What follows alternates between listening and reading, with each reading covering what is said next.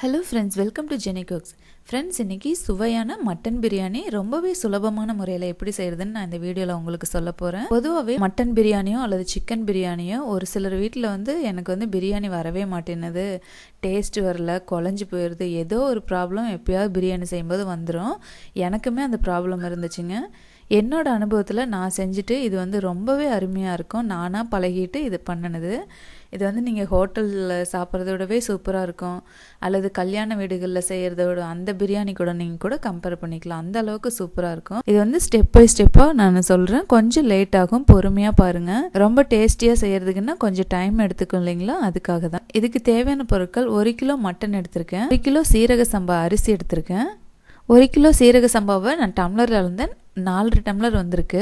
அதுக்கப்புறமா பெரிய வெங்காயம் 1/2 கிலோ எடுத்திருக்கேன். 1 கிலோ மட்டன் போட்டு நம்ம செய்கிறதுக்கு 1/2 கிலோ பெரிய வெங்காயம், 1/4 கிலோ தக்காளி, 10 பச்சை மிளகாய், 2 லெமன், அப்புறம் புதினா அரைக்கட்டு, மல்லி அரைக்கட்டு. பாருங்கள், இந்த அளவு இருக்குது.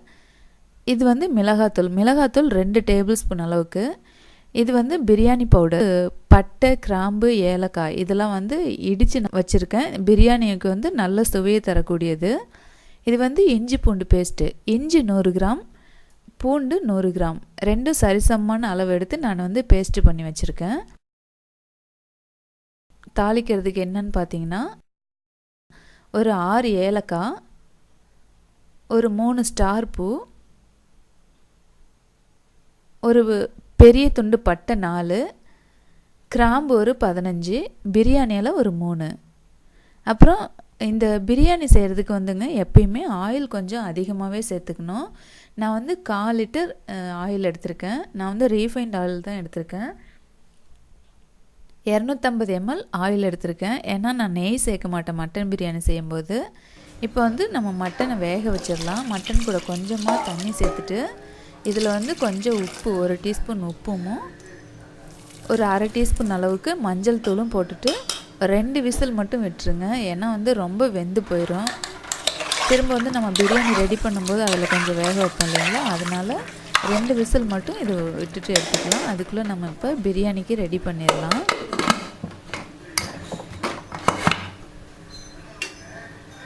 இப்போ வெயிட் போட்டாச்சு, அது வேகட்டும். இப்போ நம்ம அரிசியும் ஊற வச்சிடலாம். நம்ம தாளிக்கிறதுக்குள்ளே அரிசி ஊறும், கரெக்டான நேரமாக இருக்கும். 1/4 மணி நேரத்துக்குள்ளே அரிசி ஊறிடும். அரிசி அளந்துக்கோங்க. 1 கிலோ அரிசி பாருங்கள், 4.5 டம்ளர் அரிசி இருக்குது. இதில் நான் அளந்து கொட்டும்போது பாருங்கள், கரெக்டாக 4.5 டம்ளர் இருந்தது. இதை கழுவிட்டு ஊற வச்சுருங்க, தண்ணி ஊற்றிட்டு. இந்த டைமில் நீங்கள் ஊற வச்சிங்கனாலே போதும். ஏன்னா நம்ம வதக்கிறதுக்கு இதெல்லாம் செய்கிறதுக்கு ஒரு 1/4 மணி நேரம் ஆகும். அதுக்குள்ளே மட்டனும் வெந்துடும், நம்ம அரிசியும் ஊறிடும். வெங்காயம் தக்காளி எப்பயுமே ஃபஸ்ட்டே எல்லாம் கட் பண்ணி வச்சுட்டு அதுக்கப்புறமா மட்டன் வேக வைங்க, அப்புறம் அரிசியும் ஊற வைங்க. இப்போ பிரியாணி பாத்திரம் அடுப்பில் வச்சிடலாம். அடிகனமான பாத்திரம் வச்சுக்கோங்க. இதில் 250 ml ஆயில் சேர்க்குறேன். தயவுசெய்து நெய் சேர்க்காதீங்க. ஏன்னா மட்டனில் ரொம்ப கொழுப்பு இருக்கும். அதனால் நான் ஆயில் சேர்த்துக்கோங்க. ரீஃபைண்ட் ஆயில் முடிஞ்ச வரைக்கும் சேர்த்துக்கோங்க. இது கூட நம்ம எடுத்து வச்சுருக்கிற அந்த வாசனை பொருட்கள்லாம் சேர்த்தாச்சு. அதுக்கப்புறம் நம்ம கட் பண்ணி வச்சுருக்கிற வெங்காயம், 1/2 கிலோ வெங்காயம் நான் சேர்த்துருக்கேன். 1/2 கிலோ வெங்காயம் மட்டும் போடுங்க 1 கிலோ பிரியாணி செய்கிறதுக்கு. இது ஒரு அரைப்பாகம் வெந்தோடனே இது கூட நம்ம பச்சை மிளகாய் சேர்த்துக்கலாம். இந்த மாதிரி பச்சை மிளகாய் 2ஆக கட் பண்ணாதீங்க, லைட்டாக கீரல் மட்டும் போட்டுருங்க. அதோட முழுமையாக அப்படியே இருக்கணும், முழுசாக. இது கூட நம்ம எடுத்து வச்சுருக்கிற சில்லி பவுடர் சேர்த்துட்டு நல்லா வதக்கிக்கோங்க. 2 டேபிள் ஸ்பூன் சேர்த்துருக்கேன். உங்களுக்கு காரம் கம்மியாக வேணுன்னா கம்மியாக சேர்த்துக்கோங்க. குழந்தைங்களாம் சாப்பிட்ற மாதிரி இருந்ததுன்னா காரம் கம்மியாக இருக்கும், அதனால் காரம் கம்மியாக சேர்த்துக்கோங்க. இப்போ தக்காளி சேர்த்துக்கலாம். தக்காளி 1/4 கிலோ தக்காளி நான் சேர்த்துருக்கேன். 4 தக்காளி. 1 கிலோ பிரியாணிக்கு 1/4 கிலோ தக்காளி போட்டால் கரெக்டாக இருக்கும். இதுக்கப்புறமா இஞ்சி பூண்டு பேஸ்ட்டு. இஞ்சி பூண்டு ஃபஸ்ட்டே நான் சொல்லியிருந்தேன், 100 கிராம் பூண்டு, 100 கிராம் இஞ்சி. எப்போயுமே பூண்டு அதிகமாக சேர்க்கணும், இஞ்சி கம்மியாக சேர்க்கணும். நான் ஆனால் அப்படி சேர்க்கல, சரிசமமாக எடுத்திருக்கேன். இப்படி சேர்த்திங்கன்னா நல்லாயிருக்கும். இப்போ இந்த இஞ்சி பூண்டு பேஸ்ட் பச்சை வாசனை போகிற அளவுக்கு நல்லா வதக்கிக்கோங்க. முன்னாடியே போட்டிங்கன்னா அடி பிடிச்சிட்டு ஒரு மாதிரி இருக்கும். இப்போ போட்டிங்கன்னா நல்லா வதங்கிடும், பச்சை வாசனையும் போயிடும். எண்ணெயெல்லாம் பாருங்கள் மேலே பிரிஞ்சு வருது. இப்போ நம்ம அரைச்சி வச்சுருக்கிற அந்த பிரியாணி மசாலா இடித்து வச்சோம் இல்லைங்களா, இதில் என்னென்ன மசாலா ஆட் பண்ணியிருக்கிறேன்னு அங்கே எழுதியிருக்கேன்னு நோட் பண்ணிக்கோங்க. நானும் சொல்கிறேன். 6 ஏலக்காய் எடுத்துக்கோங்க, 10 கிராம்பு, பட்டை ஒரு 3, இடிக்கிற கல் இருந்ததுன்னா நல்லா இடிச்சு இப்போ இந்த மசாலா கொட்டி நல்லா வதக்கிக்கோங்க. வதக்கினதுக்கு அப்புறமா நம்ம கட் பண்ணி வச்சுருக்கிற புதினா மல்லி இது வந்து அரை கட்டு எடுத்துக்கோங்க. ஒவ்வொரு ஊர்லேயும் ஒவ்வொரு மாதிரி கட்டு சைஸ் வித்தியாசம் வரும். நான் அள்ளி போடும்போது பாருங்கள் 3.5 கைப்பிடி அளவு இருந்தது. இப்போ இதையும் நல்லா வதக்குவாங்க. இப்போ மட்டன் வந்து முன்னாடியே விசில் வந்துருச்சு. இந்த தண்ணி வந்து நம்ம இப்போ வடிகட்டிக்கலாம். இப்போ மட்டன் வந்து அந்த மசாலா கூட சேர்க்கணும். தண்ணியை வடிகட்டிக்கலாம். ஏன்னா வந்து தண்ணி அளவு பார்க்கணும் இல்லைங்களா அரிசிக்கு, அதனால் தண்ணியை வடிகட்டிக்கலாம். தண்ணி வடிகட்டினதுக்கப்புறமா மட்டன் வந்து மசாலா கூட சேர்த்துட்டு நல்லா வதக்கிக்கோங்க. 1 நிமிஷம் அளவுக்கு மட்டும் வதக்கினா போதும். பாருங்கள் 2 விசில்லையே நல்லா பூ போல் நல்லா வெந்திருக்கு மட்டனு. இப்போ இது 1 நிமிஷம் வந்து வதக்கிக்கோங்க.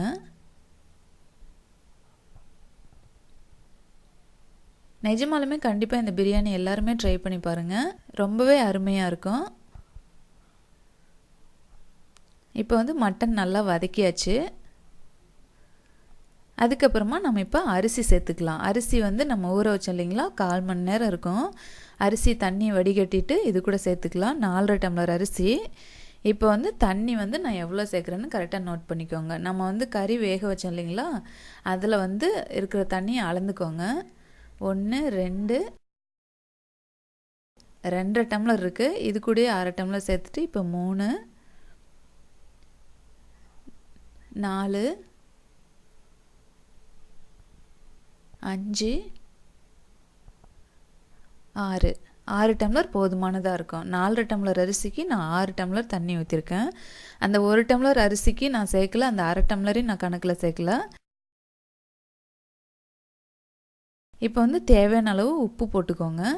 உப்பு போட்டதுக்கப்புறமா நம்ம எடுத்து வச்சுருக்கிற லெமன் 2 லெமன் வச்சுருந்தோம் இல்லைங்களா, அதை வந்து இந்த ஜூஸ் இதில் வந்து பிழிஞ்சு விட்டுக்கலாம்.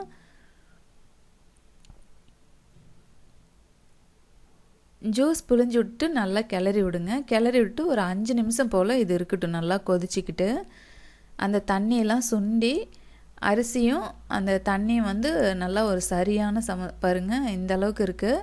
இன்னுமே கூட இன்னும் கொஞ்சம் தண்ணி சுண்டுட்டோம். அதுக்கப்புறமா தம் போட்டுடலாம். இப்போ தம் போடுறதுக்காக நான் வந்து தோசை தவா வந்து அடுப்பில் வச்சுருக்கேன். இது வந்து மீடியம் ஃப்ளேமில் ஃபஸ்ட்டே நம்ம அங்கே பிரியாணி வந்து ரெடி பண்ணிகிட்டு இருக்கும்போது இங்கே கொஞ்சம் சூடு பண்ணிக்கோங்க தோசை தவா வச்சுட்டு. இப்போ நம்ம சாப்பாட்டை தூக்கி இதில் வச்சிடலாம். இப்போ நல்லா சரிசமமாக மேலே ஒரு கரண்டி வச்சு நல்லா சரிசமமாக பண்ணி விட்டுக்கோங்க.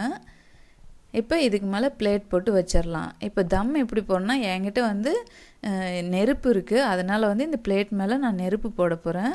உங்ககிட்ட நெருப்பு இல்லைன்னா நீங்கள் வந்து சுடுதண்ணி வந்து இந்த பிளேட் மேலே ஊற்றிட்டு ஒரு வெயிட்டு இடிக்கிற கல் இருந்தால் ஒன்று வச்சுருங்க. நல்லா கொதிக்கிற தண்ணியை மேலே வச்சுருங்க. அப்படி இல்லாட்டினா பாருங்கள் இந்த மாதிரி தம் போடலாம். கோதுமை மாவு வந்து பிளேட்டில் ஒட்டிட்டு அதுக்கு மேலே ஒரு கல் வச்சு தோசை தவா அடியில் வச்சிங்கனாலும் நல்லா இதாயிரும். இப்போ கரெக்டாக 1/4 மணி நேரம் தம் போடணும். இந்த மாதிரி அடுப்பில் மீடியம் ஃப்ளேமில் வச்சுட்டு தம் போட்டிங்கன்னா நம்ம 1/4 மணி நேரம் நீங்கள் வந்து எதுவுமே பார்க்க வேணாம். 1/4 மணி நேரத்தில் உடனே ஓப்பன் பண்ணிடலாம். நமக்கு சூப்பரான பிரியாணி ரெடி ஆயிரும். நான் இப்போ வந்து சுட சுட வந்து இப்படி கிளறி விடவும் கொஞ்சம் ஒரு மாதிரி இருக்குது. ஆறினோடனே ரொம்பவே உதிரி ஆயிரும். டேஸ்ட்டும் செம்மையாக இருந்ததுங்க. கண்டிப்பாக இந்த பிரியாணி எல்லாத்து வீட்லேயுமே ட்ரை பண்ணி பாருங்கள். இந்த வீடியோ உங்களுக்கு பிடிச்சிருந்தால் லைக் பண்ணுங்கள், கண்டிப்பாக ஷேர் பண்ணுங்கள். ஏன்னா பிரியாணி தெரியாமல் நிறையா பேர் இருப்பாங்க. கண்டிப்பாக ஷேர் பண்ணுங்கள். இது வந்து மற்றவங்களுக்கு ரொம்பவே உபயோகமாக இருக்கும். தேங்க்யூ.